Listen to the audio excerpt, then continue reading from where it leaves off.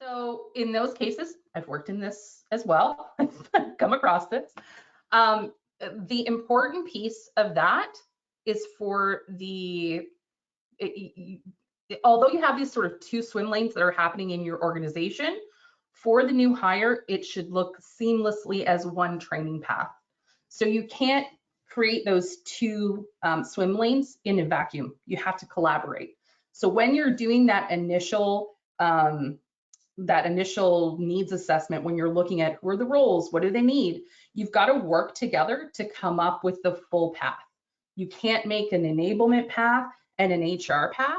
You have to look at it together, because for the individual, they're doing that onboarding as an individual. They're the one going through everything. And they're the ones that you have to think about the learning experience for. So really put yourself in the shoes of the learner. What are they going to want to see?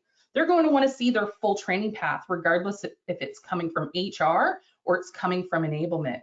So although there may be two departments handling different pieces of that, you want to make sure that the program itself is inclusive of both of them. So really you need to get together, break down those silos, work together to get the overall program in place, and then decide who owns which pieces of that learning. So actually one of the very first onboarding programs that I created was exactly like that.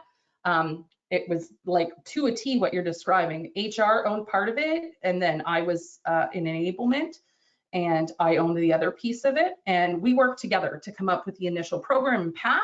And then we just had really defined lines in the sand where I own this, you own that, and just make sure that everything is very clear. So really doing your work ahead of time and making that structured program, that's what's going to help you win in the end, so that there's not, sort of tension between those two teams that are working together.